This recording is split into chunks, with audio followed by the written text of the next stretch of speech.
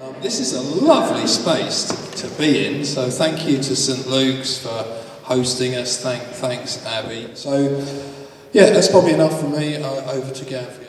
My name is Gavin. I'm from North Wales. I'm from Llandudno, where I woke up this morning at 5 a.m. and got on a Trist rail network to London and made it down here. So it's really interesting. You've got a pioneer minister here in this church. Where we've been all over the UK doing this, and I think we've encountered an actual pioneering church. This whole space seems like it's kind of forward thinking, so it's really nice to be here. When I started out in Christian ministry, if you like, some sort of 25 years ago, I thought, what I'll do is living in North Wales, I'll head out into the mountains and, I'll read the Psalms to the wind. That's how I'll prepare for this sort of call to Christian ministry. So I did. I got my little backpack together and some tins of baked beans and a Bible. And my dad dropped me up the Roman road, up this mountain called the Carnedau, the Welsh mountain range that leads you up into Snowdonia. And he dropped me off at the end of the road. And I walked up a mountain called Drin, which is the first 3,000-foot mountain on the way up to Snowdonia. And I made my way up the mountain. I got to the top of the mountain and there's a stone circle. I thought, well, this is where, I'll stay here now in this stone circle. Now I will not leave until I've read the Psalms to the wind. And so I started reading the Psalms out to the wind. And the wind certainly came. In fact, there was a huge storm on top of the mountain, and I was desperately trying to read these Psalms and look out over the North Wales coastline. But it got too much, so I got into my little baby bag, and I opened my baked beans, and I started. I thought, tomorrow's another day, we'll go again tomorrow. But the storm got so bad in the night that it was just terrifying, and the wind started howling, and the rain started lashing down. So I ran off the mountain, I ran down the hill, and I jumped over some streams and hid behind a wall and sheltered there. And in the morning, I would first found a local phone box, remember those things? And reversed the charges to my dad. Said, you're going to have to come and pick me up, this is terrible. And I nearly died. And to be honest, that's pretty much how my Christian ministry has been ever since.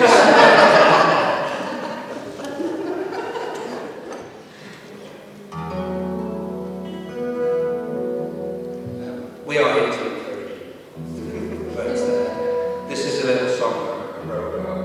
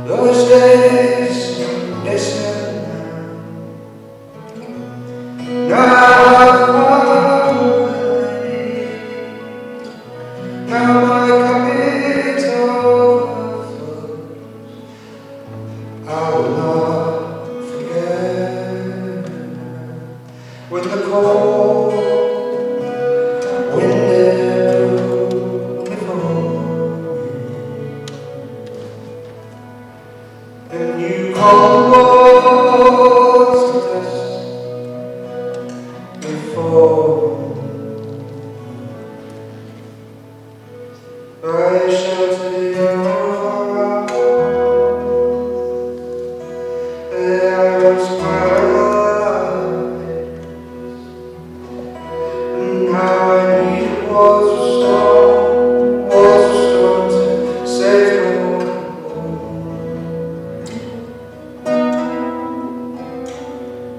Those fields they came alive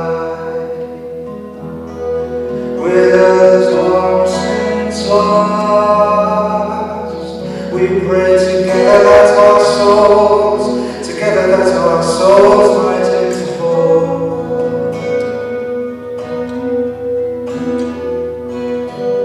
Those days they seem distant now. Now I have far more than I need. Now my cup is overflowing. I will not forget when the cold wind blew before me. It called the walls to dust before us. Be the cold wind blew before us. But you call the walls to dust. Call the walls to dust. You call the walls to dust before us.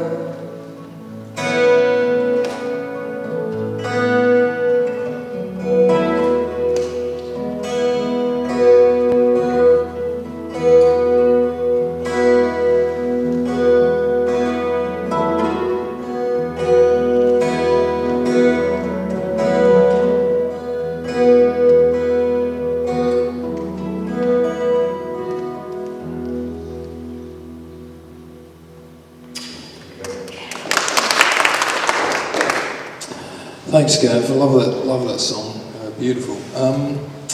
So this afternoon we're going to think a bit about pioneer practice, and I don't know if that word is you like or don't like, is familiar or unfamiliar. But one of the places I always go to thinking about what it means to be a disciple, to be a pioneer, is to the life of Christ, and to look at Jesus' life. There's a place in Hebrews where Jesus is actually described as the pioneer of our faith, fixing our eyes on Jesus, the pioneer of our faith. And one of the things I've done that I really encourage you as a thing to do at some point is to go through the gospel stories and think, what do they tell us about pioneering in relation to the life of Christ? And I thought we'd kick off today by just picking one story as an example and invite you to talk about this around your table to get us going. And this is a story from Mark chapter 4, and I'll read it through to you once. It's quite long, but as I do, the question I'll invite you to consider with your neighbour or around your tables afterwards is, what do you notice in this story, or what grabs your attention, particularly thinking around pioneering? What strikes you? And then we'll talk about that all together. So let me just grab my phone. And this story comes after Jesus has been talking to the crowd, and the parable of the sower. So it's been a big kind of scene, as it were. And then verse 35 of Mark 4 says this: As evening came, Jesus said to his disciples, "Let's cross to the other side of the lake." So they took Jesus in the boat and started out, leaving the crowds behind, although other boats followed.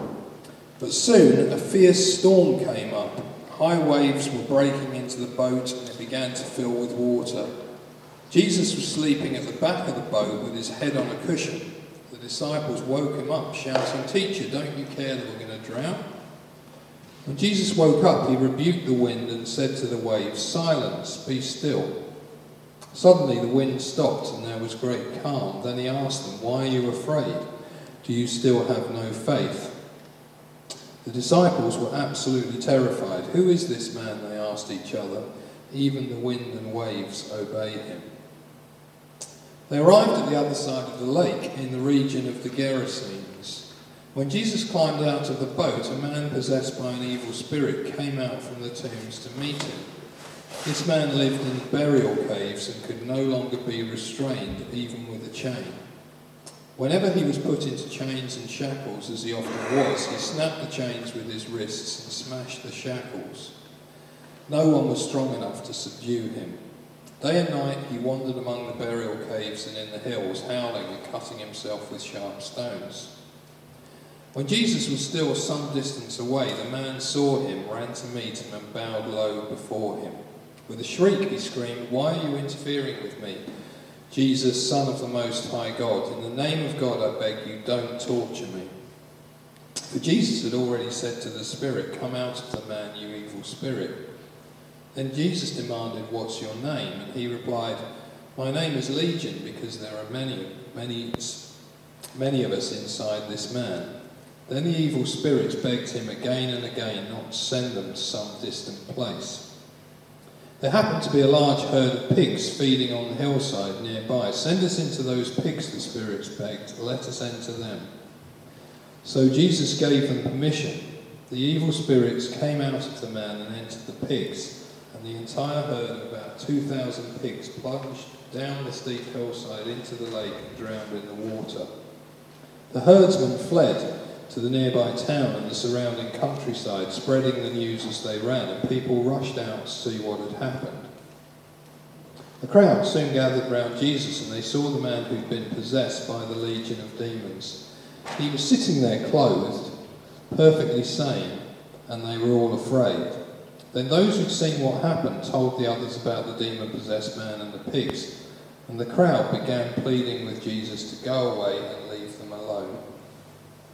As Jesus was getting into the boat, the man who'd been demon-possessed begged to go with him, but Jesus said, "No, go home to your family and tell them everything the Lord has done for you and how merciful he has been." So the man started off to visit the 10 towns of that region and began to proclaim the great things Jesus had done for him, and everyone was amazed at what he told them. So that's a pretty wacky story. Anyone want to be a pioneer after that? Why don't you have a conversation around your tables? What catches your attention, particularly thinking about pioneering in that story, and then we'll feed back together.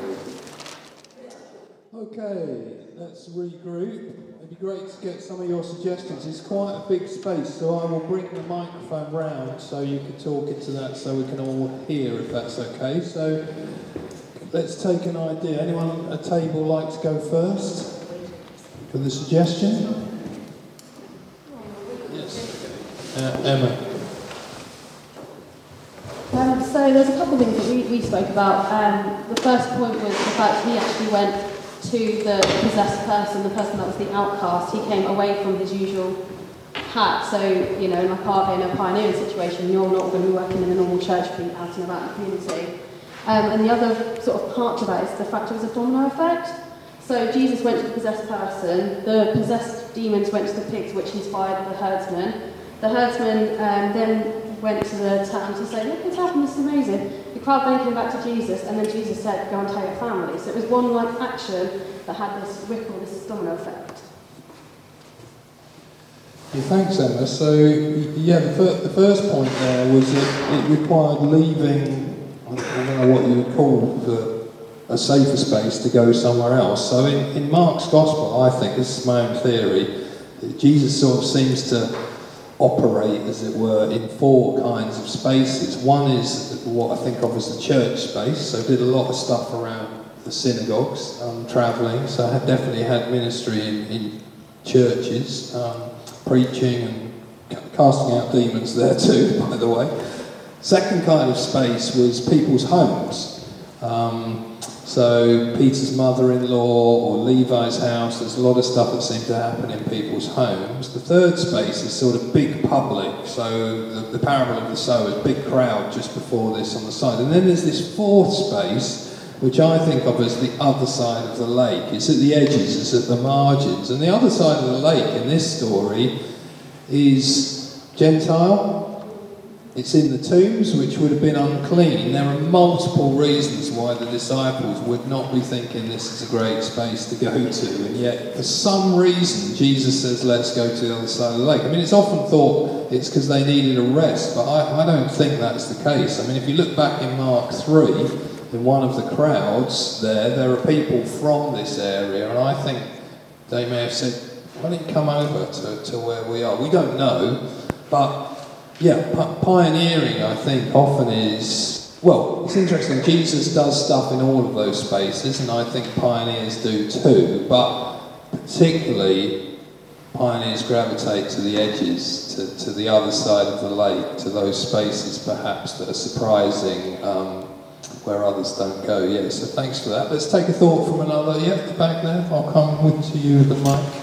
It's strange because you said the two questions I wrote down is what strikes you and what grabs your attention. And actually, personally for me, it was, I consider myself as Legion. You know, I was quite lost and, you know, had demons, as it were, in my life until I became a Christian at 40. And so now, and I am ordained, I'm deacon at the moment, so I'll be priest this year. But I see myself as Legion. Jesus came to me, and it's my responsibility with that knowledge and that love he's given to me to give that to everybody else and to share that. Look what he's done for me, and that's available to everybody. But it's really interesting around the table how we each see things slightly differently, and hearing, we all know we all interpret the Bible very differently. But what strikes one person then doesn't strikes another very differently. And I suppose I was looking at it quite selfishly because I saw myself in it rather than seeing others, but as a messenger. Yeah, lovely. Thank you. Yeah, very much to see yourself in the story in that way. And Legion becomes, well, Tom Wright calls him the first apostle to the Gentiles, so someone who goes to his own people to share the story. And often the best person to share a story with a group of people is someone who's from that culture, who relates to them. So Legion becomes that person. So yeah. And in this corner here, did you have an insight to share? Okay. So what everybody else has said, that's always a good cover-all. But we did, well, I sort of mentioned at the end, the guy who had the Legion, called himself Legion, or whoever it was, he said, can I come with you, as they were leaving? And Jesus said no. And it's just the point actually you've made. Stay. Go and tell. You've met with the living God. Fantastic. Go and tell everybody. And it's just the point you've made. It's really powerful. And I guess going back to that group there, it was just taking that first step. And actually, I think maybe I sometimes make things too complicated. And I'm 10 steps ahead. But God's just asking us, go that step. See where you get to. And then see what happens. And I'll do the rest. We also just spoke about that in traditional sense, his trip might have seen as a failure because people were asking him to leave and he wasn't very popular and we didn't like him. And sometimes we think of success as being different, and actually the success was for this one guy who was totally transformed and he was left there to transform everybody else, but at the time people didn't want him there asking him to leave. So. Yeah, I mean, I find that part of the story where, you know, this guy who they've all been afraid of and, you know, in chains, breaking chains, suddenly is at peace or whatever. And it's like a laugh out loud moment in the story where the crowd, like, can you just please leave? And it feels surprising, but I think sometimes it reminds me of pioneers very much because you do what seems obvious that's in front of you, but sometimes other people's reaction to it can feel threatened by it, or they don't think it's the kind of thing you should be doing. So I really recognise that. Could you just please go away and leave us alone in the story? But yeah, the point that you're picking up on there, I think that's fascinating in the story, that this guy, of course, wants to come with Jesus to get in the boat, go back. And I think if it was me, I would have said, yeah, come back to Jerusalem, we'll do 3 years of formation, discipleship, and when you're ready, we'll send you back across the lake to after we've taught you our Jewish faith to share with.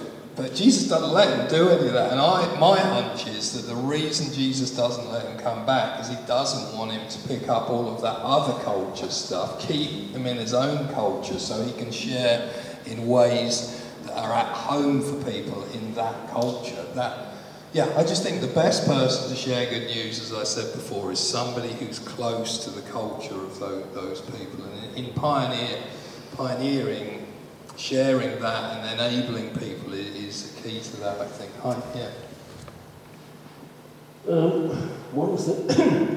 One thing that came up during the discussion was the fact that Jesus went out to where the people were. And as somebody in the group said, on a Sunday morning, we come and sit in the church, and we expect people to come to us. But Jesus went out. So, perhaps instead of coming in, we should go out. Round of applause. I'm going to have to show you, I'm going to have to leap ahead and show you a diagram now rather than later, because it just relates so well. Have I mucked things up with you? No, you haven't mucked things up. No, you're just interrupting the flow in a good way. So this is a diagram a friend of mine drew that when thinking about what pioneering is at its heart, I think this is the heart of pioneers, and this isn't in any way meant to be negative about church or doing church well, because we want that too. But there's someone standing outside a church building here saying, hey, come on in. But there's someone outside saying, no, you come on out, which I think is what you're saying. So part of the pioneer heart, I think, is for people who are unlikely to come in, however well we do church. I mean, there is a fringe of people who will come, but I think there are whole vast groups of people that won't. So Pioneer's heart, I think, is very much for people out in the community to go and be with them, and that's good. Please don't hear this as being negative about those people who are working with the church. Sometimes whatever I say, that's what gets heard, which is not good. Also, Jesus obviously decided, and he knew what was going to happen, and there was resistance. And he knew this guy was going to be one of his pioneers, and he overcame the resistance, and he kept going, didn't he? The guy was saying, oh, don't leave me alone, don't do this, don't do that. But persistence will pay off with people, won't it? So don't be put off if people resist. Yeah, thanks, Adrian. Well, I'm thinking the group of people were quite abusive to this man. They caught him and they tied him up, and when he escaped from his chains and cut himself, they caught him and put him back in the cave and tied him up. So by asking him to stay with this community that had abused him, that's a really tall order, and it's also a tall order for the community to see this man in his right mind and come to terms with what they'd done. Thanks, Wendy. Yeah, powerful thoughts. I mean, one of the things I love about this kind of sharing is that you get insights in the story. We've shared this story probably in 20 places around the country, but yeah, you're bringing an insight that's new to me. So yeah, I love that. Thank you very much. Yeah. I was just thinking, it was interesting just thinking about Jesus' day, and I feel quite inspired to go and do a kind of diagram now to try and track his day, because he did this, and he's gone from one side of the lake, then he's gone back, and then he gets back on shore, and then Jairus' daughter, he turns up. Then before that, he's told some parables, and before that, he's chosen his disciples, and he's having a sleep in the boat, and yet the disciples are still bugging him. So that just inspired me to go and try and plot his movements, because, you know, I'm really passionate about rest, and Jesus is trying to do that, and the disciples are bugging him. So I'm just thinking about his day. He must be exhausted. So that was quite interesting. A day in the life, yeah. Okay, good. Yeah, one at the back there. I don't need a microphone, Johnny. Oh, you don't? Yeah, go for it. Another point that came up in our group was that Jesus upsets the status quo. He goes in and he smashes what's there. And I couldn't help thinking of the two scriptures where he says, you don't sew a new patch of cloth onto an old garment, and you don't put new wine in old wineskins. And I've always felt that what he was saying there is, I have come to smash the Jewish religion up and bring something new. And perhaps what you're saying is that pioneering needs to do that. Yep, you said that, not me, but... yeah, I mean, it's disruptive, yeah, seeing things. It doesn't always mean to be, but I think there is that disruption to business as usual or the status quo that comes through what somebody sees, and Jesus is a seer, and we'll come back to that thing of seeing. Yeah, I think that's right, yeah. I think a lot of things is also as well. No, thank you, I don't need a microphone. I'm loud enough. Careful. Drunk again. I think Jesus' time was very much here and now, you do it there and then. Whereas now, if you want to do something with somebody, it's, let me open my book and see when I can fit you in. And I think because our lives have changed in that sense, so I think a lot of the time now, we do need to be in a scenario where it is a case of, I'm in this scenario, I'm in this situation, Jesus would do it there and then, I should do it there and then. Yeah, no, that's challenging. Thanks. Did everyone hear that okay? No. Yeah, so the scenario that happened there with Jesus is very much kind of in the moment, but a lot of us so diaried and scheduled and organised that do we have those time for those sorts of spontaneous encounters with people. And I think if I can sort of elaborate, I think what you're saying is that we need to have time to be able to just be present in the community with people for those sorts of encounters, to be interrupted. If you really wanted to make something happen in yourself, if you wanted to do something, you would make the time and effort. Yeah, so you'd make the time and effort. Okay, we'll draw that to a close. Thanks everyone. That's one story in Jesus' life, and I think we do well to look at the life of Jesus, the pioneer. If you want to know what pioneering is about, it's a great place to start. Thanks for your insights in that. Okay, over to you. One of the ideas that we've been looking at in this book tour is this idea of the dream map. Okay, so a kind of a place where you might think of some of the ways that you can pioneer and get started in your sort of pioneering ideas. I love that story. I've probably heard that story 30 times now this year. And I just love the idea that this guy has such a radical kind of transformation go on in his life. And then he's the one that gets sent to what's called the Decapolis. And these are the new Roman states that are going to become the most influential cities in the world. We're talking about modern-day Syria and cities that still exist today. And this is the man that is sent. Legion is the man that is sent, and he's sent on his own to spread the message. So with that in mind, I'm kind of thinking about dream maps. We've been thinking about territory and spaces. Interestingly, in our dream map, there is I don't know if you can see this, but Johnny will hand these maps out now for you to each have one. And on the map, we've plotted these kind of 4 ideas that crop up in the book Pioneer Practice, which is the reason that we're here today. So the Pioneer Practice, we look at the 4 themes: be you, see, build, and change.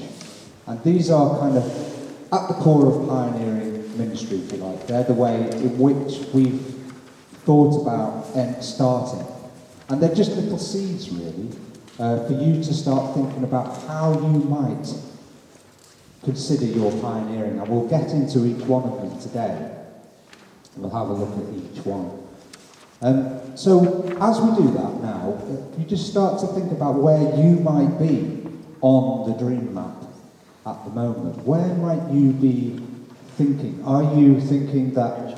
Are you thinking about what your call is? Are you thinking about your skills and your passion?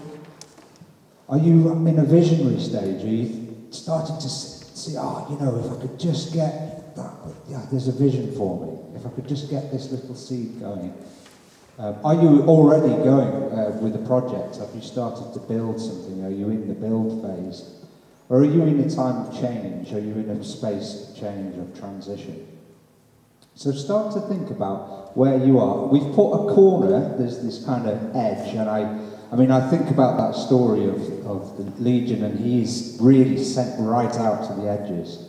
And he goes to the edge of the Roman Empire, and he's off the map, off the end of the territories of the known world, and beyond the Roman Empire, of course, was a terrifying place. What is beyond, what is on the other side of the empire, what is on the unknown.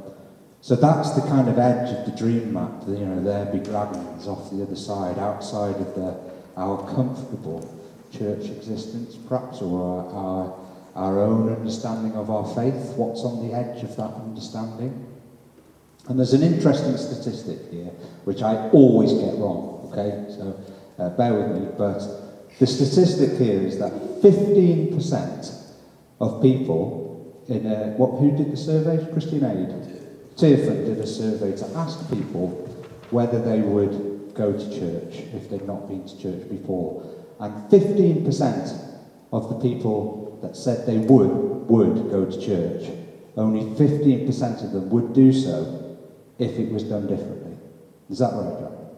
Yeah, I've got it right for once. Okay, so if church was done differently, they were asked, would you go to church if it was done differently?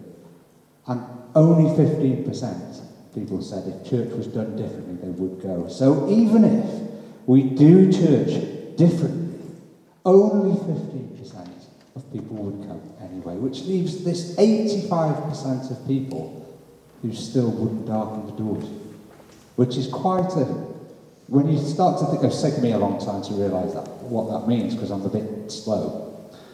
But there's 85% of people that, even if we do it differently, aren't coming into our churches or into what we know as church community.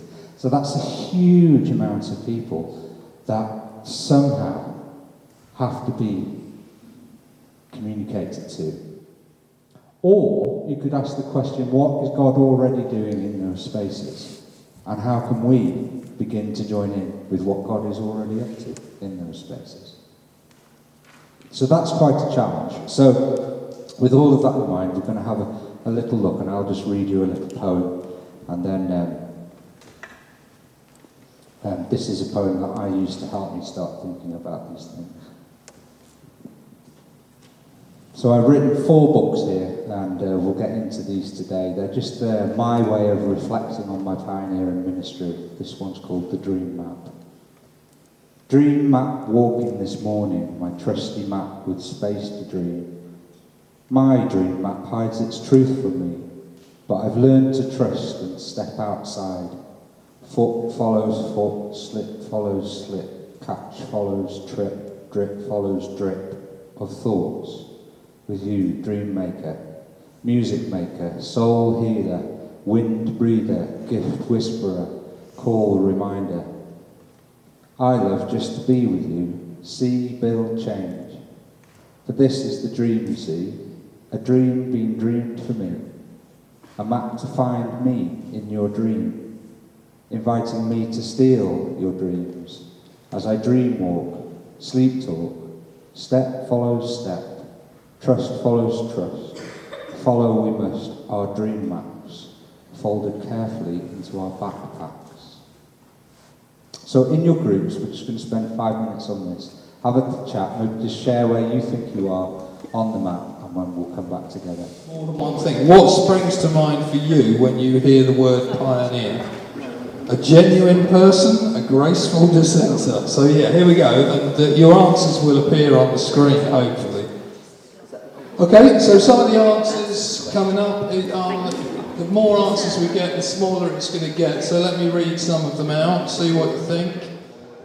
Yeah. So we've got exploring new ways, going out into the community, a dreamer, more interested in out, we were talking about that, a graceful dissenter. I mean, it's nice that somebody's put a graceful dissenter, I hope that's true, but sometimes maybe could be more graceful, who knows? A context-based idealist, and then in big letters in the middle we've got brave. That was only because I voted for it to get in.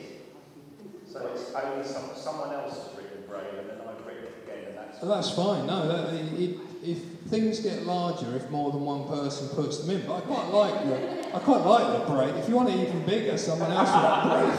Let's just keep going. Looking for the lost, keeping it real, discerner, thinking outside the box, shares Jesus in new ways, keeping it real, innovator, listening, fire starter, a betweeny person. I feel like I'm a betweeny person, I know. Yeah, risk taker, get feet dirty, visionary, radical, a priest stand in the water, engaging, creative. So yeah, wonderful. I mean, how do you feel when you're doing things differently, listening? How do you feel when you hear all of these things? Do you recognise that? Yeah? I mean, I love that when I hear those things. It sounds, yeah, great, bring it on. So thank you everyone for your contributions. We'll do another question.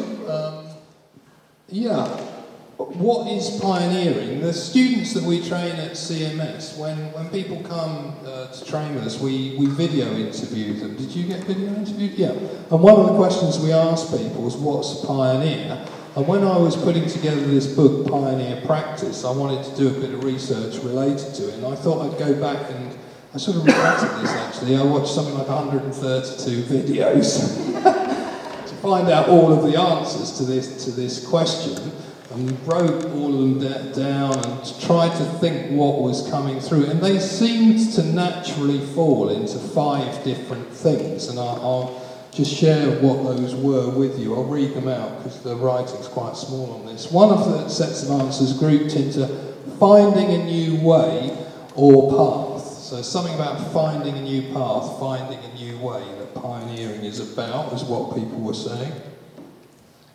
Secondly, seeing and imagining new possibilities. Seeing and imagining new possibilities. So we'll hear, I hope, something about this space from Abby in a bit, but somebody saw a possibility that was different here. That's part of pioneering.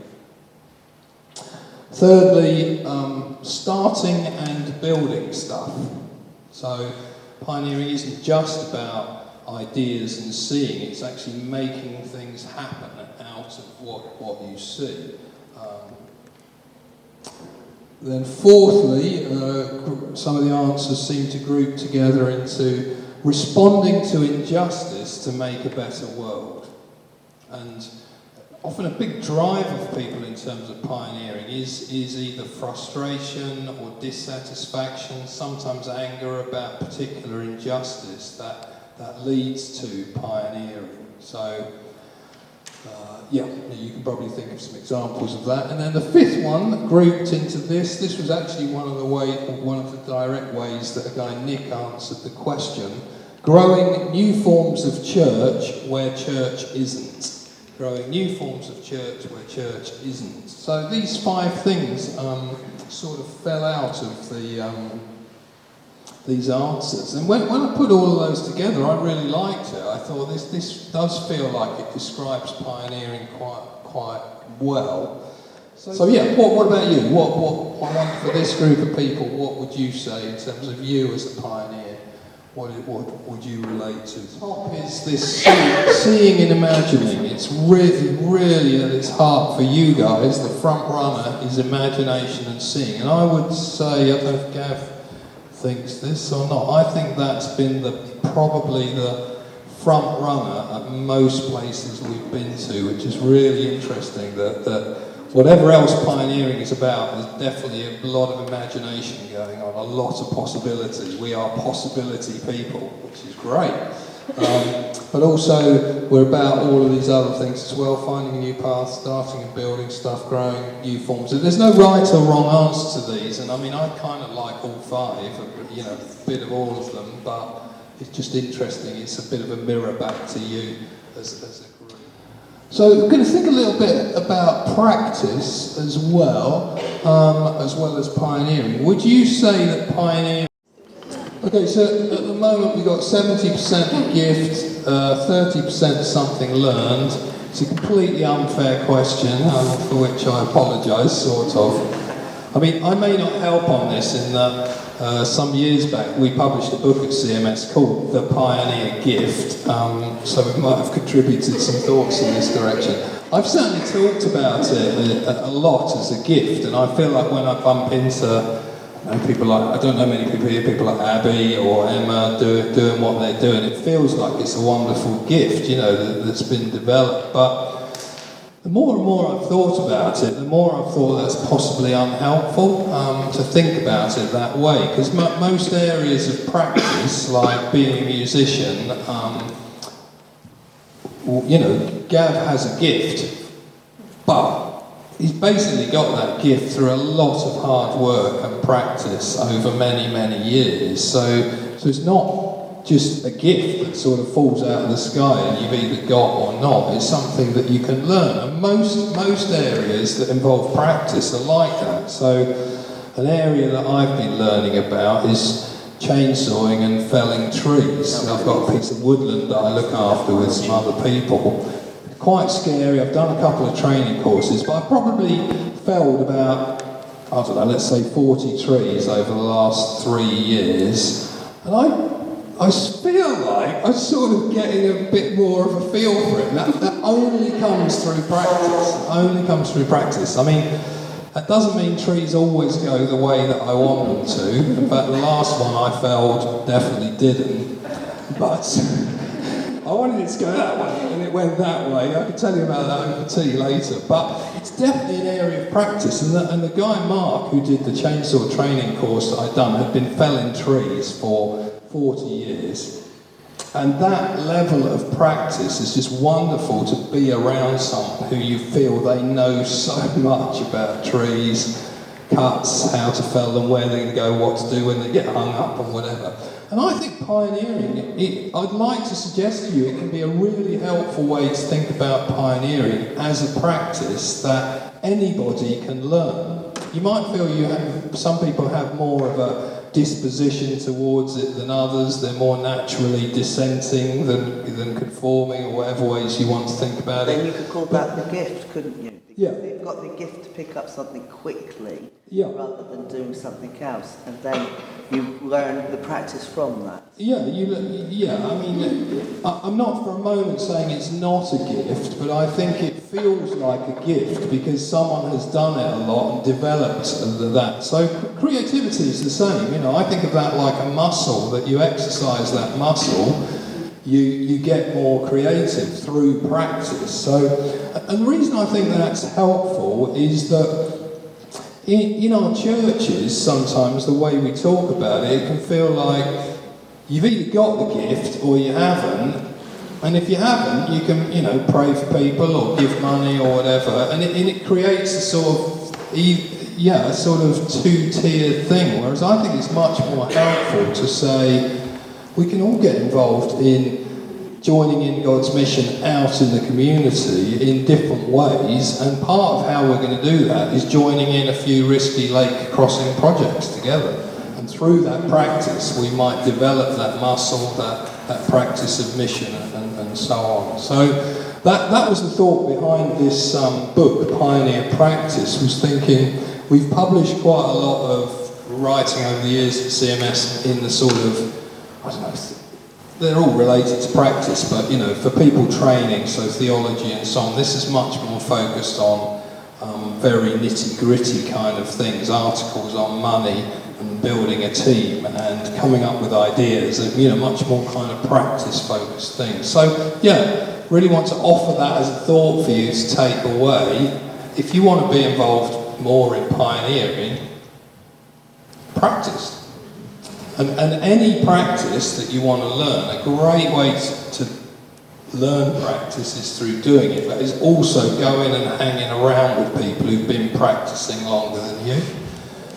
So go visit people who are practitioners in and around Portsmouth. Yeah, I keep going back for more. I'm going to try them all. They're really good. So what we'll do now is share some stories practice, and we're really hoping to hear some local stories. But I just wanted to touch on these 4 themes, because I thought this might be helpful to listen out for in the stories. So when I was thinking about Pioneer Practice and putting the book together, I was trying to think how to describe pioneering as simply as possible, and came up with these 4 themes. And I think if you wanted, you could ditch 2 and just have 2, so 2 words. But see is one of them, so it's very much about seeing possibility, ideas. If business as usual is in this direction, pioneers are often noticing something over here or over here that seems obvious when you see it, but whatever. So when we listen to stories in a minute, it's really interesting to think, where did that idea come from? How did the person see this possibility? The second theme, be you. When I started, 13 years ago or whatever it was, we started developing the training around pioneering at CMS. This wasn't on my list. It's something I've learned over the years that's right at the forefront, I think, of pioneering going well. What people tend to do, I've noticed, is when we talk about pioneering or being entrepreneurial, we tend to think of the most extremely pioneering or entrepreneurial person we know, compare ourselves to them, and then think, I'm not a pioneer. Yeah? So, and I can do that myself as well, but I've definitely noticed lots of students doing it. Or I remember one student saying after he's done a module thinking about things, this has been really helpful, this course. I'm leaving now because I've realised I'm contemplative. I'm not a pioneer. I was thinking, what are you talking about? That doesn't make any sense at all, but they're just these ideas that people have about what pioneering might be. So the thing that we've realised over time, which feels like an obvious thing, but perhaps the most important thing, is that pioneering goes best when you come home to the person God has made you to be, the person you are, not when you're trying to be someone else. So be you. So when we hear these, and we'll come back to this in a bit, but when we hear these stories, it's interesting to think around how did that connect well with the person who's doing that particular thing? Why is it a good fit for them? Then the third theme, touch on and explore in the book, is that pioneering relates to building. So what was involved in getting a project off the ground? So we're experiencing this space here, co-working space, whatever. I don't know when this began.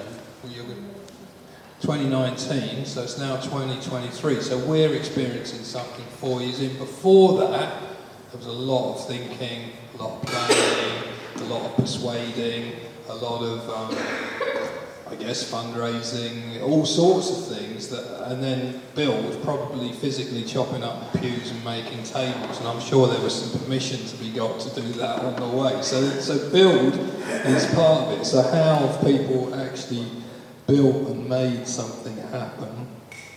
And then the last theme is change, and I think in two ways change is significant in pioneering. One is we want to see change in the world in some way. We want to participate in the healing of all things. We want to be good news in our communities. So what's the change that happens as a result of what we do?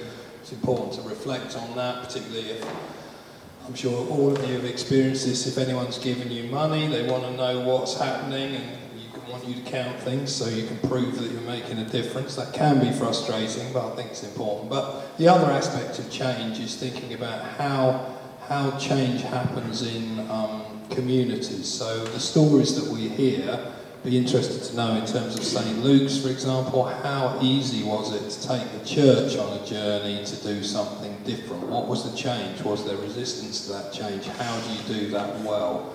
So these are the sort of 4 themes that I think are at the heart of pioneer practice, and we will explore for the rest of the afternoon. But just thought it might be worth flagging them up now, just to listen out how they play out in some of these stories. So, am I hosting this or are you? No idea. Oh, well. So, I mean, let's jump into a few stories, and I'll invite you to share. By way of preamble to that, in the book there are probably about 10 different stories of practice. So somebody set up a cleaning company, there's a guy that set up a church around boxing, which is rather fun. And they're various stories, and they're all really good. I love them all, and they're very much about the people who've done them. But one of the things I realised after a while is that sometimes when it comes to pioneering, we tell stories that feel quite exotic or out there, or maybe unachievable. Now, they're not unachievable. The guy who set up the boxing church loves boxing. It was a natural way for him to connect with lads on the housing estate that he was living on, but it can feel far away. Or we tell stories of people that are professional and paid to do it and so on. So I've come to think in terms of stories, those are good, still like those stories, but we also want lots of stories of what I think of as low-level innovation that anyone can do. You know, so where are the stories that people have just got an idea and they've started something? So I won't show this today. I videoed a guy, Wayne, who lives on my road. I can at least show you this photo. He's here somewhere. This is Wayne. He's in his 70s on my road. He started 3 things. A football club for young people, because he was worried the church wasn't connecting young people to the church that he goes to. He started a thing called Polygonian Friends because he heard a radio programme about loneliness, and he was so upset about all the people that are lonely. He went to the vicar to talk about it and said, can we start a lunch? And 5 years on, he's still running that. He's never heard of Fresh Expressions or pioneering, I'm pretty sure, but he's sort of accidentally started a Fresh Expression with these people, really. And the latest thing he started is the South Ealing Food Cupboard, and the driver for that really was food waste. So he's organised volunteers in the church, and they get food that's been thrown out by companies. He didn't want to do a sort of, I don't quite know how to talk about it, but something that feels like it lacks dignity or makes people feel bad that are coming for food. So anyone is invited to come and get food on a Monday afternoon, and that's quite recent. So he started 3 things that he's never heard of pioneering or anything. So he's a great example for me of someone who's just doing what he sees in front of him. He's retired and he's just that kind of person. So all that to say, it'd be great to hear a few local stories. We've teed up a couple, but if you have a thing, if you'd like to share something, that'd be great too. So we're in this space here. I've already talked about it a little bit, but Abby, why don't you tell us a bit about this place? So the host space actually started off with somebody else's idea, so I didn't even have to have the initial idea. We had a vicar here called Annie, and we have had, so I think she had the idea of having a co-working space, or someone around her did, and I think it's an unusual church, the fact that they liked change and they were willing to see change happen, and the congregation were the ones that were asking, okay, what's new that's happening this week? And so when I was employed, I already came with a title, although I was given a title straight away with Pioneer Minister in my title. Well, I don't even know what that really is. And it's a little bit unusual to be given a title and given permission to go and do things without actually knowing what you're meant to be doing and then we did the dreaming. So it's interesting. It was also, God really set that up to align with the skills that I had. I love being creative. I love rearranging furniture, which is a lot of my job. I like making tea and coffee, and I really enjoy talking to people one-on-one. But my business is, my background is business management, and so I wanted to see a blend between business world and church and community, and do something that was uplifting, but not corporate. And so when we're thinking about the co-working space, I had another co-worker, we were really thinking about what's the best parts of working in an office. It's normally the people and the conversations that you have. And we wanted this to be a place where people could come in, choose to walk through the doors of a church, and be uplifted, and in an area which they didn't even have an invite to church, and yet they've chosen to walk through the doors. And so it's a real opportunity to talk to people that are part of the business world, or are just part of a world which might not have already been inside St Luke's Church beforehand. And so they get to come into this space, sit at the tables and chairs, things that I've made and things that we've had local carpenters make, and we've had, like we said, the pews taken up by the Navy into the dockyard, turned back into furniture. And the whole church is so much more flexible than it was before. It's enabled so many more events to happen here, and for training to happen in the space, and for even for the furniture to be a kind of blessing to the rest of the community. But it was definitely a God thing that I was even put here in the first place. I didn't go seeking. I didn't even know what I wanted to do. I just knew I wanted to be useful, and I like things that are quite diverse. So I get to do a bit of everything behind the scenes. I get to talk to people one-on-one as part of my job. I get to make teas and coffees. But also I just know that God wanted me here. And I know that because someone gave me a verse in a dream that they had a couple of months before I even came here. And I didn't want to work for a church at all. I thought that was a rubbish idea. No, didn't want to do that, didn't want to do it. But someone said that this church needed someone to do admin, which for me personally, sounds like a really bad idea. I didn't want to do church admin. But I wanted to be useful, so I came here. And then behind this black screen over there is the exact verse that someone had given me. Like as big as you can get there. So I was like, okay, that's a pretty big sign. I know I'm meant to be here. And don't let it be admin. What is the verse? Isaiah 61 verse 3 about hopes of righteousness. So it's been a really interesting journey to see since 2019. We only had 2 months to do the imagining and do the dreaming. And we had the title Co-working Space, and that was all we had. And we luckily had funding from the diocese to make this thing happen. So it's a real blessing, a combination of elements that actually have enabled a space where people come in, they talk to people, church happens around them, and they're absorbed in a space which is full of God's presence, and they're the ones that have chosen to be here. Thanks, Abby. Don't go away. Just a couple of questions related to these themes. So the build side of it, I mean, does it functions as a business, does it? The co-working space? I mean, how does the maths stack up? Not always great. So essentially, the people pay to be in the space. They pay a day rate, or they pay a half-day rate, or they can pay a month rate. Well, we noticed in the city was that there was a need for flexibility in payment and affordability.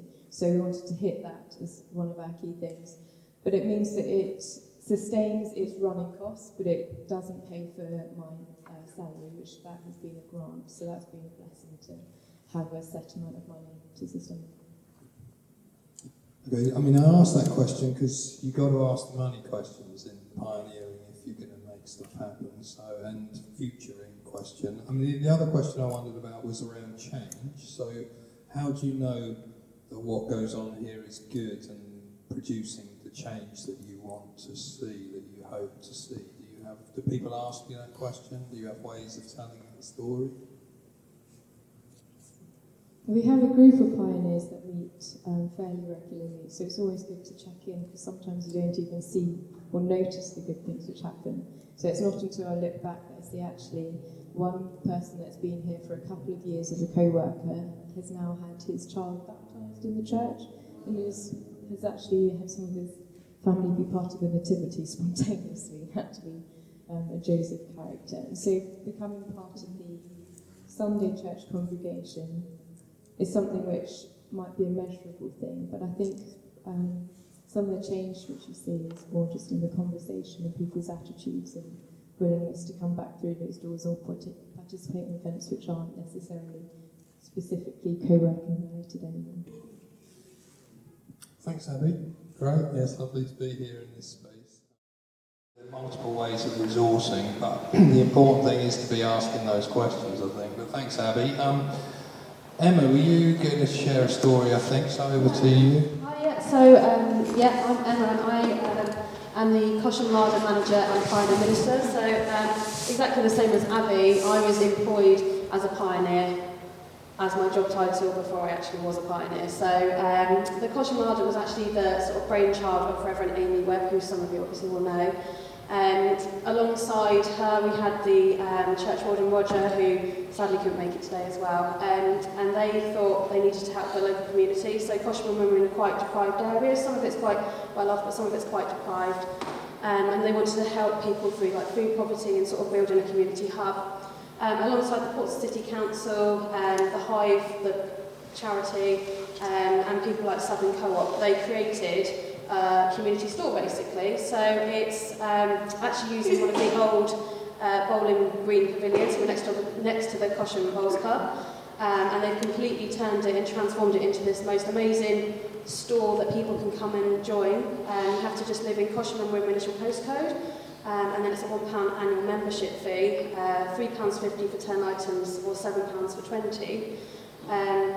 But it's more than just the food. You know, we are, because some of us are churchgoers, some of us aren't churchgoers, we can talk to people about lots of different things. We have volunteers from lots of different backgrounds, and we have a lot of pastoral sides that we actually deal with within the larder. So people come to us for their food supply, the same we deal with sort of food waste, we get our food from the Fair Share, the food waste charity, but actually it's that chat that you don't normally get in Tesco's. We can spend time with people, we can actually learn about their lives and follow their stories. So, if someone's had a hospital appointment, we will remember that person, and we can build that relationship. Now, you're probably wondering why is it a pioneering side? Well, we've been quite fortunate in the sense that, although we don't have everyone as churchgoers, every day we start the day with a prayer as a team, and we've got a prayer diary that we will follow. Now, we've been very fortunate in the sense that God has led those prayers, so I write them at the beginning of every month, and obviously I just put them in randomly. I don't even follow the days, I just do what I feel is right. And we've had quite a few times where people's stories, or people who've come in, their story relates to what our prayer is about. So with the Ukraine crisis, one of my ad hoc volunteers who does food collections, her nephew had gone missing in Ukraine. That day we prayed the prayer about Ukraine that the Archbishop had written, and we also prayed for teenage boys. And she just burst into tears because obviously that was her prayer being answered. We're quite fortunate, so we're 2 years down the line, so I've been here a year, but it's our 2-year anniversary this year. We actually are going to be opening the Little Larder, which is going to be based in St Philip's Church, who run the Cosham Larder. And so it means half of the parish, Highbury side, will actually be invited into the church for food. So a bit like Abbey, people who don't necessarily come to our church and actually worship will be coming and entering a church building of their own free will. And with the Little Larder, we're able to have a coffee session and a bit more of that pastoral care, which we're already building in the park. The other idea that we're growing on a Wednesday, so this will all happen on a Wednesday, is a health and wellbeing session. And that has come from our context, people who've had weight issues, healthy eating issues, people who don't want to be judged or shamed by having weigh-ins, have said they want something, and because we're able to deliver that, and we're going to be delivering it within the church, there obviously will be a faith side, so we'll actually be bringing more people who won't obviously be working or going to normal churches. Thanks. Yeah, don't run away. I think I may have some questions. You say it's been going 2 years, the thing, yeah. So, how did it get started? You said Amy had the idea. What was involved in that initial taking it from idea to happening? Well, obviously lots of planning, lots of discussions within the PCC itself, obviously within the diocese. Greg will probably have more of a better idea than I will. Lots of discussions with the PCC because it's actually a Portsmouth City Council run building who the Hive rent it off of, and we get it as like a sort of peppercorn rent from there. So lots of these sort of, I suppose, higher tier conversations have had to happen for it to be run and to be built, and obviously lots of money, so there has been grants to actually set up the larder and change the building from a Bowls Green dilapidated building, which was horrendous, into this beautiful store. And the same as Abby, my wages don't come from that, so I have to search for grants. So every year I want to get paid, I'm now looking for money to fund the food, so then we can move the food money that people pay every week towards my salary. Thanks, that's helpful. And is this a good fit for you? Yeah, so my background actually was working as a volunteer management manager, so I've, can control volunteers and their wild aspirations and things that they want to do. But I also have worked in cafes, so I have food hygiene experience. So obviously, running a community store, you have to have all the food hygiene side of things. So for me, I never thought that God would use that, because that was just like a little student thing that I did when I was at university. So. Yeah, thanks, Emma. Great, yeah. Good, so that's a couple. Oh, yeah. Catherine, was it? Yeah, do you want to share your. Sorry, you might not feel like it's yet a story, but it's an idea. Yeah, this is not as grand as what the other people have spoken about, but this is an idea I have at the moment. I'm a self-supporting curate at Portsmouth Cathedral, and for about 20 years my husband and I have danced the Argentine tango, and it's good already. Yeah. And I've had this idea for a long time of, there's so many spiritual connections with dancing the tango. It's, I think it's, I don't dance other ballroom dances, so I can't speak for them, but it's unique in that the lead and follow is very, very intuitive. It's all improvised, and a good leader just invites a step. So there are many analogies with our spiritual life and the way God leads us. And a good leader is loving towards their follower. And once you get very good, the lead and follow just flows back and forth. So it becomes a collaborative improvisation, and every dance is a new creation. So I could go on and on. Oh, So I've got this idea to do a day around the spirituality of Argentine tango and dance, and invite people that are interested in dance who've never done it before to come and have a go. So we'd have like a beginner's class in the morning, and we've got this lovely nave where there are no pews, so we can rearrange it to create a dance floor. And I've tested it with my tango shoes to make sure you can pivot, because that's really important. So yeah, we'll have a morning will be a beginner's class with a local teacher who is lovely. Come in and do that, hopefully. And the afternoon, so that anyone can come. And then the afternoon, I'm thinking perhaps a workshop on the spirituality of it really. And I don't know quite how that would work, but get people who are experienced tango dancers and people who are interested to come and discuss and learn and talk about what it feels like and the analogies with our relationship with God. And then in the evening, we could turn the whole nave into a wonderful tango dance floor, and candle lit, and invite experienced tango dancers to come and dance in that environment. And it would make it would be a lovely evening. So that's my thinking. Great, yeah. And Catherine was just telling me this idea over coffee, which is fatal because you get invited up. But I thought it was great, because it's clearly you love tango, you're in the cathedral, which is an unusual space. Cathedrals are interesting because the public feel like they can go in them a bit more than other churches. They're a bit more public spacey, I think. So yeah, I mean, great. Let's hope now you've told everyone. People are going to ask how it's going. So yeah, I'd love to see that idea to come to pass, and do connect it with the dance community, not just the church community. That'll be the key, I think. Yeah, I mean, I'm going to market it just to tango dancers, and that.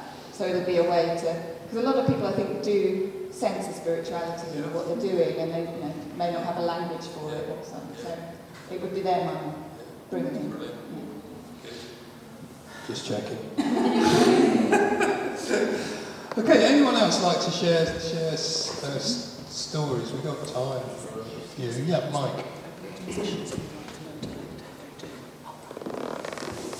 just going to cheat slightly and not tell a story, but just say, Catherine, I think that's such a brilliant idea.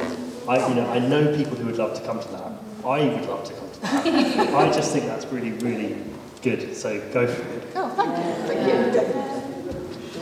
you. Yeah, you got the vote of the room. Yeah, anyone else like to share a story? Yeah. In the break, share something a little bit. So my name is Michelle and I'm Bulgarian. I've been here for 25 years. And it's interesting because I've been in the English church, doesn't matter the denomination, for 25 years in Bible colleges, etc. And what I think is very different, so I run a ministry in Bulgaria and, after the communism, you don't have any churches. So in Bulgaria, you don't have any churches. The Orthodox Church is just sponsoring their building. They don't come out. So you can go out. You don't have any other choice. You just get out. If you're a believer, if you become an evangelical Christian during the communism and you've hidden in some cellar, when the communism finished, you're out of the cellar and you need to do something if you want to have friends and read the Bible with some people. So you have the freedom to just do anything you can think of. So from any clubs you can possibly imagine. So the ministry I run for the last 20 years, it's like we just, it pops an idea that this is my work and we just do it. Pops another idea, this is my work, and we do it, and we're led by the Holy Spirit how it's done. And then as the churches were more established over the 20 years, like here in England, you have churches here, centuries and centuries in history and historic buildings. So I can see the difference when I came to England 25 years ago is like I was thinking, oh my goodness, I was in Southampton. How many churches do you get, like radius of 5 miles? Loads of churches, loads of buildings, and most of them don't speak to one another. So, so I think there is that challenge, isn't there, in England? You have the challenge, and I obviously live here. We have a challenge where you have buildings with some historical, value, and then people from those buildings or the congregations are trying to desperately get people to come into their buildings. So that could be really tricky when doing pioneering, in a sense of, I would just personally encourage you today to really think outside of the box, to really think for your communities. Great if you have a building, great if there are 25 buildings in your neighborhood, but the point is to get out and to really do the things. And okay, maybe things need to happen in the building, but most of the things that we've done and most of the things I've seen working in my church here and outside is where we do things that first are seemingly being radical, but they're different things. We just go out and reach people where they are, and we meet them in the cafes, and we meet them in the squares, and we meet them wherever, So Jesus was revolutionary in that story and in every story in the gospel. So I just think that we just need to be a little bit like, right, it's great to have those buildings, but the buildings takes so much of our time, of maintenance, of politics and everything else. So it's about, I really sense, it's about getting out there and doing it. But I have to say, in Eastern Europe at the moment, and Ukraine is the same because we've been doing a lot of work in Ukraine, it's a little bit easier just because you don't have the churches, you don't have the politics, you don't have the buildings. So we can just do it. And sometimes our thinking is very much like, right, once we disciple somebody, we need to get them into a church. But that church might not be a building. Who said it needs to be a building? Where in Acts it says it needs to be a building? It could be just a house group somewhere. It could be just a community of Christians that support one another. So when we have that thinking that they don't particularly have to come to our church, our parish, do our share 10% of our tithing, then I believe then that's when the Holy Spirit moves and when He could do the work. Yeah, so seeing it's that kind of, when I first started pioneering, it was probably the dark ages of 2010, when we'd sort of start to think about these things, and it's what I would say, it's really great to see stuff is actually happening, and I keep encouraging Johnny, we've got to keep going to spaces because, people are now doing this stuff, and coming to a place like this and hearing your stories, the seeds that were planted a while ago just seemed to be kind of germinating. So seeing, I mean, don't want that one, do I? Sometimes, I mean, I go running in the mountains a lot, and that's how I spend my time. And sometimes you're kind of going along, and you can't quite, it's a bit small this, but there's a tree just fallen down in front of you, and you can't carry on. And pioneering is a little bit like that. You kind of start something, you've got this idea, this great idea, you're trying to get it off the ground, you're thinking, where are we going to do what, and you're moving forward, and all of a sudden there's a huge obstacle that just comes down and falls in your way, and you're stuck in your tracks. And this happens an awful lot. And do you know what you do? You just kind of go around it. It's really silly, isn't it? But pioneering ministry is all about finding the way around the obstacle and finding just a simple way. And what happens is when you start going around the object, do you know what everyone else does on the footpath? They go around the object as well, and then this kind of new way around the object starts to form in the woods, in the undergrowth, and there's these little traces of a path. And so this particular path, I started running on this trail. There was a tree fell down, everybody clearly went round, and then this whole new path started forming, and there was a new path. And then somebody came along and they cut the tree away with a chainsaw. And then do you know what? There were two ways to get to the same place. You know, there was a path around that we formed and the old path, and they both went to the same space.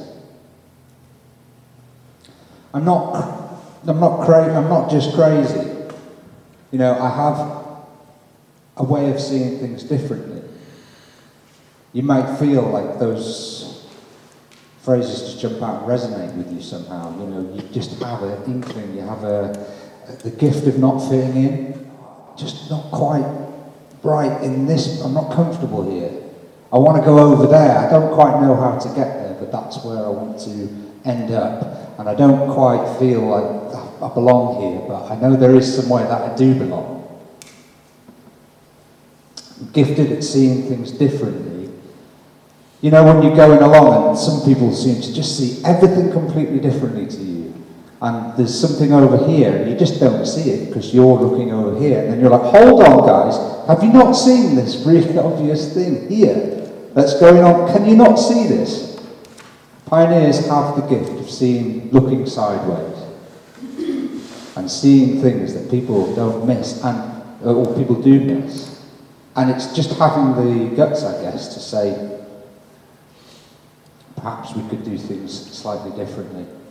So back in the dark annals of time, when I was thinking, how can we do something different in Colwyn Bay, an area of deprivation in North Wales, lots of these kind of empty church buildings, boarded up tabernacles, walking around looking for, what are these places? What do they mean to our communities? They're boarded up. Where's the faith gone? Where's the religion gone? Where's the community gone from these spaces in North Wales?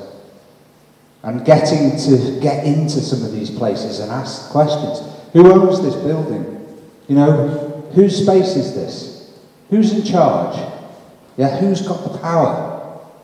And not quite being able to see where you're going. Trying to look through the window, but you know, it's washed up and somebody's painted it over. I ended up asking a lot of questions and being given access to an abandoned hotel on the high street in Colwyn Bay. It's massive. It's still there now, and it's just this kind of 30-bedroom kind of hotel on the high street. And they let me go in and have a look around. And, you know, sometimes all you can see is some people just see, well, it's a wreck, it's a ruin, it'll never be the same again, you know, it's had its day. And it's kind of reimagining the space. So this particular project, opening the door, opening the big door and letting people come in and tidying up. And in that kind of process of helping, getting together, getting started, that's where the project begins. We've no idea where we're going with this, we're just going to tidy it up. And that space, after time, became a kind of exhibition space. a place for people to ask questions. And what we did in that place was host an exhibition and ask people to reinterpret the narrative of the Easter story in their own language. So not particularly a proselytizing project, but an arts project, and we threw out an invitation to local artists to reinterpret the Easter narrative. It was really, really good fun. And we had over, I think 30 artists contribute some work, and we exhibited it, and people came along. So that was a kind of, what is God already doing sort of experience? What's God? And definitely in that North Wales community, there's a big arts hub and a big kind of arts community. And can we start inviting the artists into the space? But actually, over time in that space, what we realised is this area, immediate needs is single parent mums. So we went from having a quite, arty gallery to actually, right, look, the people that are coming in here, they can't feed their kids on the daytime. So how do we start to feed that community and provide space for that community? And eventually it became we need an evening economy as well. How do you pay for things? How do you turn the lights on? How do you pay for your utility bills? So you begin just to kind of see, well, actually, is there stuff that we can do in the evening in this space? How does this space work in the evening? So that's just a quick little idea of what might happen when you open the door and let the kind of vision take its own way forward.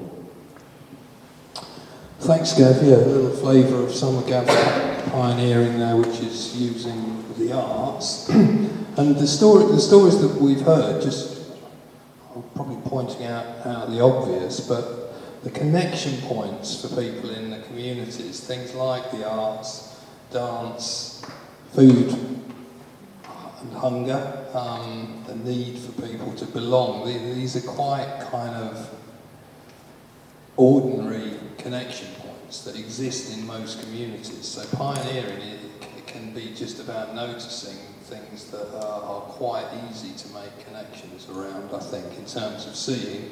And just jumping back to this slide here, if you're thinking, well, how do you get started in terms of imagining and seeing what's possible?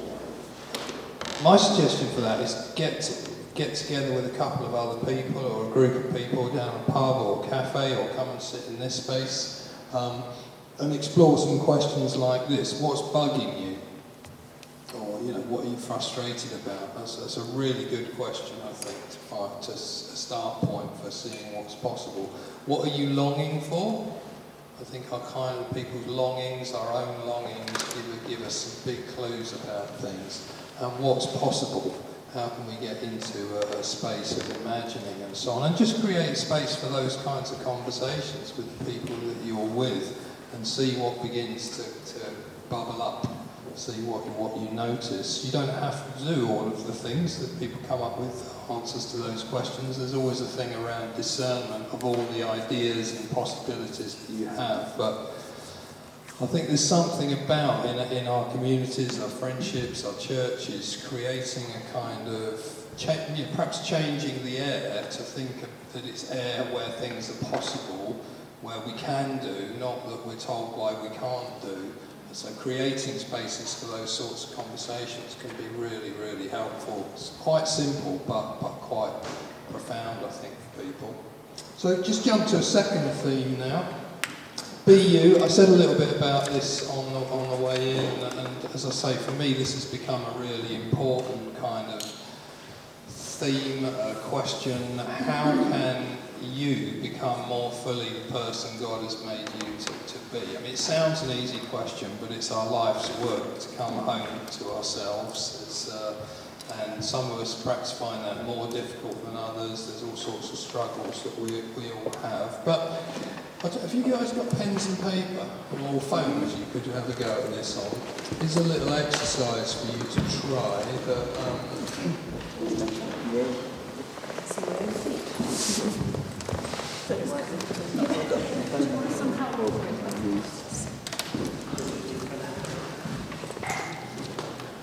Yeah, I first came across this exercise.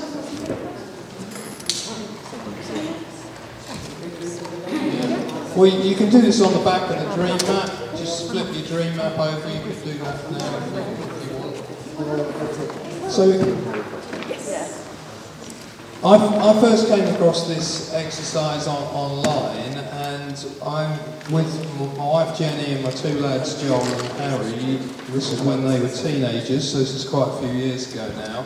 We had a New Year's Eve where we did this exercise together, and it really seemed quite profound. So I've used it ever since. I mean, it might not be profound for you, but you'll find out. And this is how it kind of works. Is you think about dissatisfaction, passion and talent. So draw maybe 3 circles on your bit of paper and write those on each one. Dissatisfaction, passion, talent.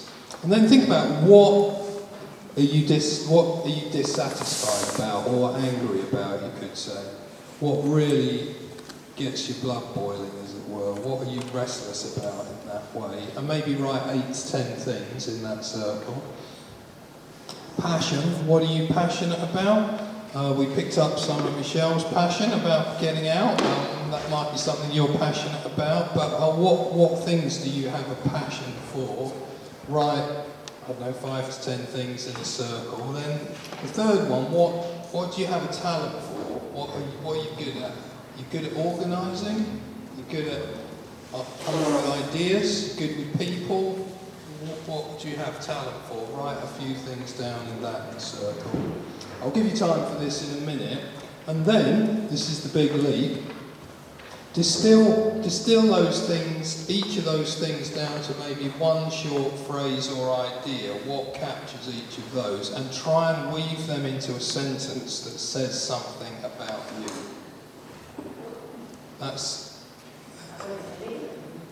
You did it? That's the challenge. So here's the... What? Would I like yours? You've done it already, yeah. Oh, sure, yeah, dig it out. Yeah, that would be really helpful. Yeah. So my son, this is what my son Joel came up with. He's a graphic designer, so this really feels like him. He said, I like creating things that capture niche zeitgeists and do so quietly so they may resonate louder. That is very him. That may not be you, but I feel like that's what he's been doing ever since. This is one I came up with for me, if I can read it. I connect with and encourage those who have the gift of not fitting in to share that gift in a world and church that wants them to stay in their box.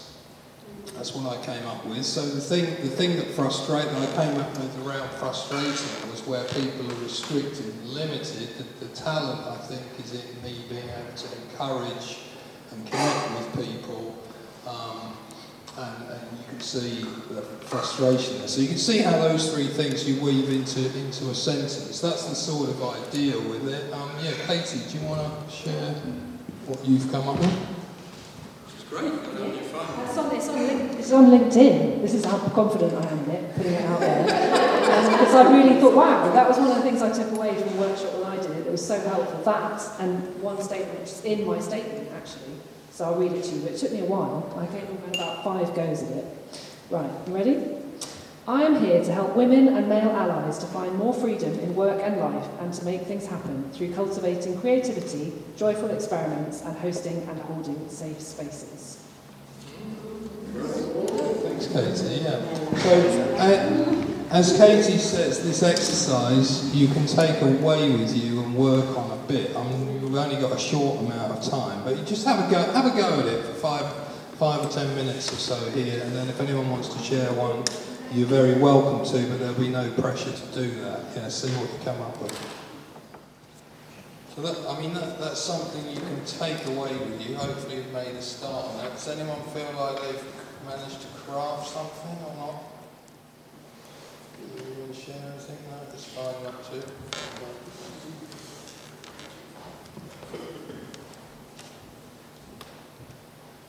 I mean, the reason I think it works is that anger and passion are flip sides of motivation, and then if you connect that with kind of what you feel you're good at, that gets close to something about when you're really flourishing or alive. It's in that space. So do take that away, and anger or dissatisfaction.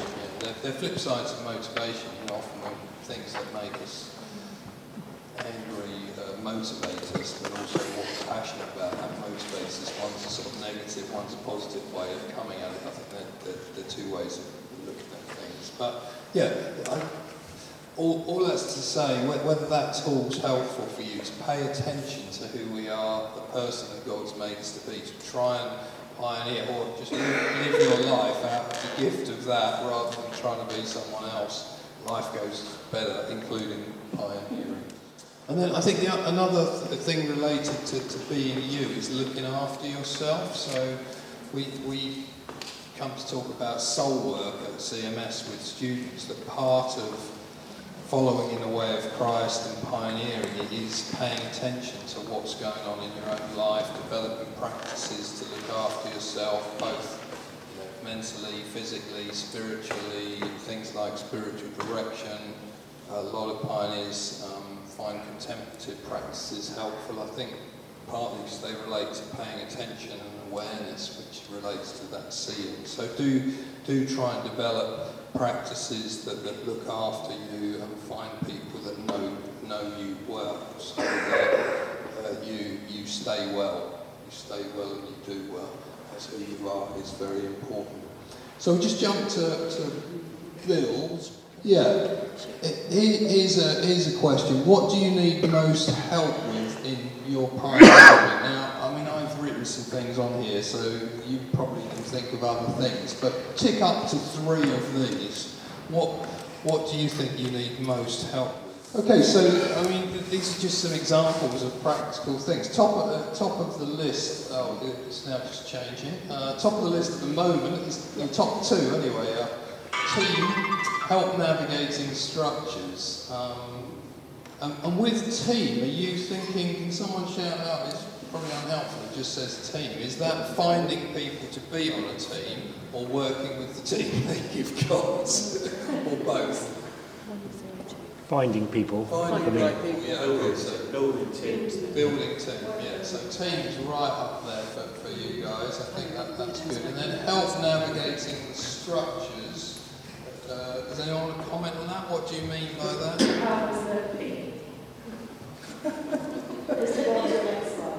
Yeah, no, that's not my next slide. Actually. But yeah. So, but that's a real part, I think, of pioneering. That, certainly I used to think that you just kind of had your idea and you went off and did it. But the older I've got, the more books I've read on change and navigating change within systems and cultures, because that's part of what is going on. So if you're working for the council, the health service, in a church space, what you're involved in is change, and whether you like it or not, some people won't like the new thing. So you're involved in trying to take people on a journey with you is part of what pioneering is about. So paying attention to that and learning about that, I think would be important. So there are lots of practical things that are involved in pioneering. It's not just theology hasn't made it onto that page, I noticed. It's kind of interesting. And then just one last question on this bill before I hand over to Gav on this, and I think we'll probably end with Bill, we won't get on to change. Rank these in terms of importance, in order of the amount of time you think pioneers spend on them. So perspiration, so doing the work, inspiration, the ideas, and justification.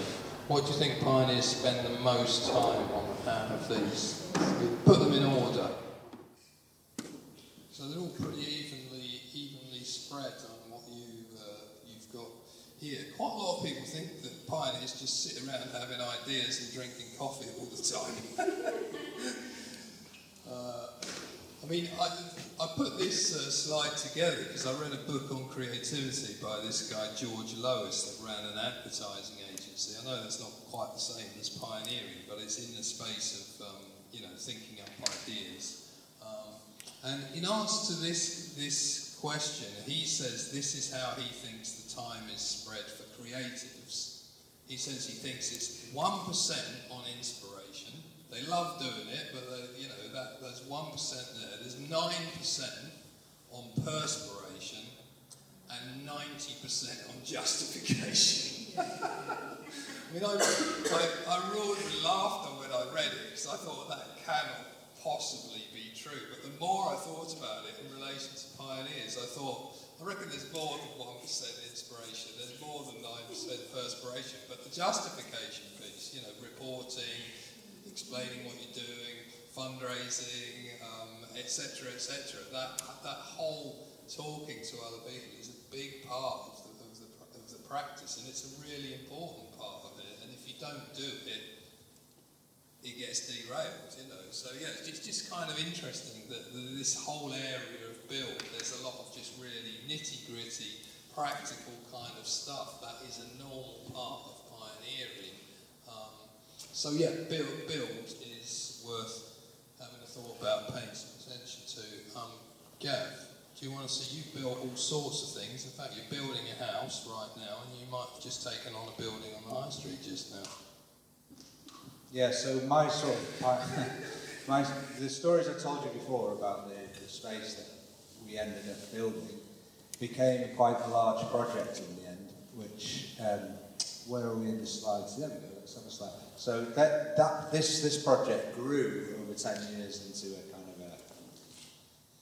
a sort of fully fledged restaurant, come workspace, come music venue on the high street in Llandudno, where I live. And there's Eddie Izzard, wandering in, hosting his campaign for the Labour Party. But things like that happen, and it's all very extraordinary, from very small kind of seeds, very small ideas, where you go into the empty hotel and throw the doors open. So it's that kind of, you start building very small with some very basic ideas, and things happen, and you kind of run with it. So there's me being a chef, pop-up restaurant in a brewery, and just seeing what happens. Somebody gave us a space in the back room. I forgot that photo's in there. Did you just go through these slides, Johnny? Yeah. Look, so this is somebody said, oh, we've got this empty room in the back of a working brewery. Can you do anything interesting in it? Is it the sort of space you might like to use? Yes, please. Right, so we're in a brewery, what shall we do? Let's sell some beer. So the world's greatest business plan worked, surprisingly. And so what have we got? Well, we've got some old pallets and crates, so we built a bar. So we built a bar and started selling beer.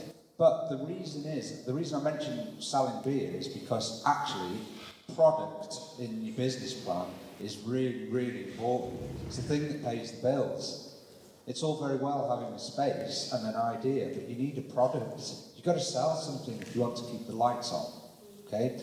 You can go for grants, you can go down that line, but if you want to have a successful business plan, which is profit and loss, you need a product. You need to sell something, okay? So that's entirely different from building community, okay? It's not the same thing. We're talking about the practical aspects of running a space. So if you're thinking, okay, I want to get a space up and running, okay, community is different to that. Community doesn't need a space. Community can happen anywhere. You can meet in the park, you can do whatever you want. If you're going to think, well, I want to open a physical building, you really need to start thinking about the boring things of spreadsheet. How do we actually pay for the things that cost money? And start to factor some of those things in. So this product, the beer, actually helped us create a community of events and spaces where we could ask bigger questions. We came up with a very open, inclusive space called Third Space, which was a kind of a play on the idea of first place work, second place home, and then there's this third environment where you might ask questions of spirituality, you might ask questions about your your personal life, your bigger questions in life, and Third Space was a place for that to happen. But we funded it with a variety of events and a kind of a mosaic, if you like, a patchwork of different activities that paid the bills. And eventually that became a kind of all singing, all dancing high street space. But yeah, you really need to think about time is the big one. Your time is the most valuable asset that you have. It's the most valuable asset that we all have, and it's the thing that we're actually all trying to buy back in our lives. Your time is the most valuable thing. Other people's time is their most valuable thing. And what we're all trying to achieve in our workplaces is more free time. More time with our families, more time at the end of our lives, more time with the people that we love. Time is the biggest commodity that we've got. So really choose your time wisely, and if you want to be in a pioneering space, think very hard about how you spend your time, because if you're not passionate about the thing that you're doing, you're wasting your time. And if you're wasting your time, you're wasting other people's time. Okay, so really think through. So this thing about kind of who you are, pioneering out of who you are, what your passion is the key to this, because it will drive you when things get really tough, when it gets really hard to keep the lights on and pay the bills, and you're asking yourself the big question, do I really want to do this? You can answer yes if you're doing something that you're deeply, deeply passionate about. So doing that homework and figuring out how I want to invest my time genuinely, am I doing this to show off, please other people, or do something for somebody else? You're doing the wrong thing. If it's coming out of who you are, you're very passionate about it, and you'll do it for free, then you're in the right place. Time, people, team. Oh, we sort of talked about spreadsheet, but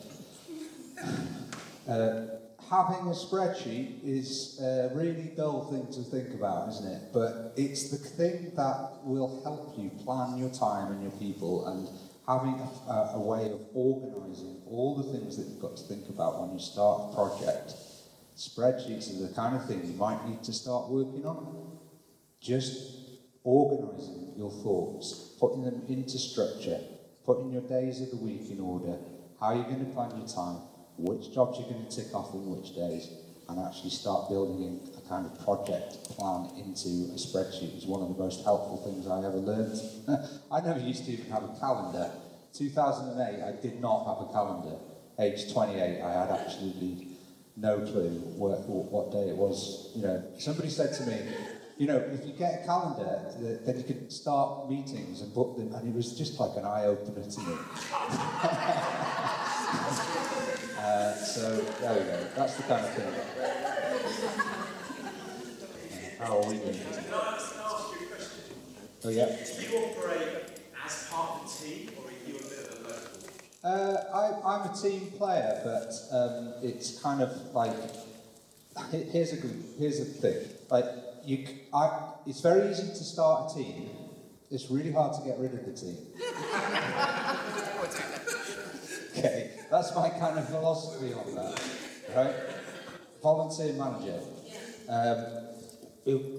It's really easy to recruit volunteers. It's really difficult if you recruit the wrong people and you're kind of in this kind of loop where it's not working and it gets difficult and awkward. So, yeah, I'm a bit of a team player and I like to work with a lot of people, but I'm really cautious about who I get into bed with. Did I just say that? That's not volunteer management. No, it's not. But really thinking hard about, like, are these the right people for this? Do they share the vision? That's the thing, isn't it? Are they going to be able to do this if I'm not here? And that's the big question with the project. Look, is this project about my ego? And therefore I need to be in the middle of it, otherwise it will fall apart? Or is it this a genuinely pioneering community project, which I don't actually need to be in? And if that's the case, it's about painting yourself out of the picture from the very beginning. So you create the project with a view of you not even being in it. And if you do that, then you create something which is autonomous. and it was effectively be quite sustainable because it doesn't need you to be there. So that's the way I try and think through a new project. It's like, well, is this thing needed in the community? Who are the best people to do it? Is that me? Or is that someone with a load of other skills that I don't have? So we're about to open, goodness me, we're about to take on quite a large building in the High Street again in North West. 3 years after after COVID, you know, and going through that whole process now, it's like, in hindsight, all these kind of things we've learned over the last 15 years about running a retail space, I'm already starting to think, I don't want to be running this thing in 3 years' time, because I know, personally, my character is not somebody who goes into the same place every day at 9 o'clock in the morning. I don't do that. I'll be like, oh, I need to go and write a poetry book today. So I'm not that guy, but there are people that absolutely love that kind of routine. So already we've started to program those people into the right places and say, in the vision, in the dreaming of this space, let's make sure we have the right people in the right place. I'll shut up because I'm going on a bit, but I want to tell you two poems, okay? Because I did write a poetry book about all this. And you could buy it if you like, yeah. People have, believe it or not. On the dream map that we talked about earlier, you will meet some characters, okay? There are 3 characters that I've met along on my dream path map. The first is the Dream Police. You might have met these ones. They're the ones who tell you that you're not allowed to do it. And they'll come up with all the rules and they'll arrest you in your tracks and tell you that you can't do it. The second are the Dream Merchants. They're the ones who tell you, actually, you bought the wrong dream. You need to buy this dream over here. This is the real dream. It's my dream. And they take you down the alley and they sell you a bit of a backhander. And the next thing, before you know it, you're doing somebody else's plan. It was somebody else's dream all along. They're the Dream Merchants. And then there's these other ones. They're called the Dream Stealers. And you know that thing about selling your pearls before swine? Suddenly you've had this great idea, you've told loads of people about it, and the next thing, someone's doing it around the corner, and it pops up, and it's like, yeah. They're the Dream Stealers, and that happens all the time. So your ideas are really precious. It's not to say you can't share them, but just be careful that the Dream Stealers are out there. So I'll read you 2 poems and then I'll go away. The Dream Stealer came as a friend to my house many times, and we sat in delight, sharing tales through the night, drinking wine, making smiles, passing time after time after time. And now from afar I can see my dreams laid out like fields on a farm far from here, growing seeds, early yields meant for me, feeding thieves who delight in their tales every night, drawing mighty sails upon a ship sailing on seas, selling dreams far from here, distant lands lost to me. I concede that I gave away pearls before swine, time after time after time. What was mine in the end became the work of a friend who must toil to the end, to the end, to the end. And the Dream Police, they're coming for you. You've been dreaming, haven't you? They're coming with men. They're coming to keep you from dreaming again. The Dream Police are hunting you down. You've been planning to leave this town. They're coming with signs. They're coming to tell you to stay in the lines. The Dream Police are laying the law. You've been saying you think that there's more, but they're coming. They're coming with tools. They're coming to tell you to stay in the rules. But the Dream Police, they're all in your head. You dream them up with words sad people said. They're coming, but wait. They all disappear just as soon as you wake.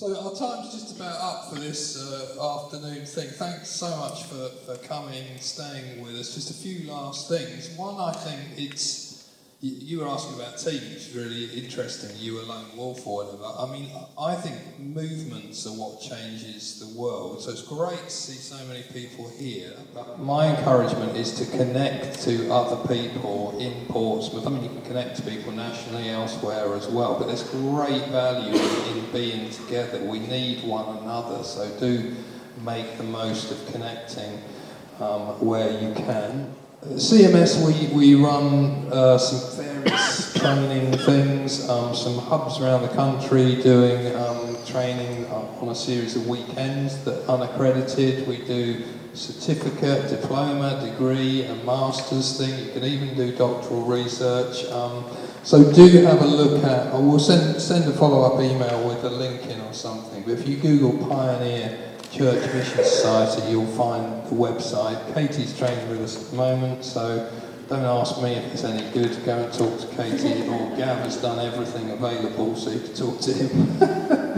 But I think there's real value in training. The feedback we get on training is the things that it gives people are, number one, confidence, and number two, a community.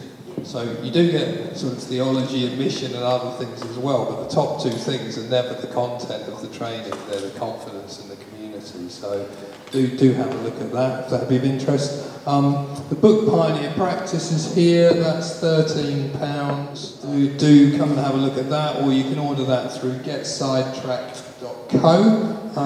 Gav has a series of 4 poetry books that are in a box set for an absolute bargain of £12. They're there. And then, are there any more things you want to say, Katie or Greg or anyone locally in terms of connections? Thank you so much for all coming, and whenever I do like Bible study, home group, my friends here will know, I always say, what are you going to do? So I want to throw it out to you guys, what are you going to do? There's no good coming and learning loads of stuff and not doing anything. So I wanted to take this moment for those who aren't staying for the evening to just connect with each other. And a simple thing, me being an extrovert, is to say that me and Abby will send out something, since you signed up with Eventbrite, to invite you. I'm just going to say, Abby, can we come here? And do some kind of follow-up, because hopefully you've got some great ideas and things have sparked, but we do need each other. So if that's all right with you, we'll send something out. We're going to pioneer an experiment and get together with each other, just connect and share. Yeah. And while I've got the mic, I just want to thank these guys for coming. Maybe we can say thank you and give them a clap.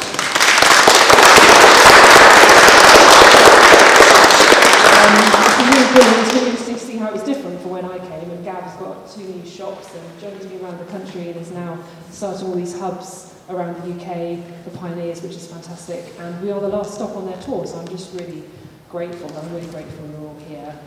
And if you're not sure if you're staying for dinner, please do, because Jesus always did food. So I really hope you are staying to have some food, because that's where the stuff happens, really. And also, if you are staying, yeah, thanks, Katie. And yeah, genuinely, it's an absolute love coming, meeting with you guys here. It's a joy, yeah. And do stay for the evening. Gav, I think, will read a final lesson, poem.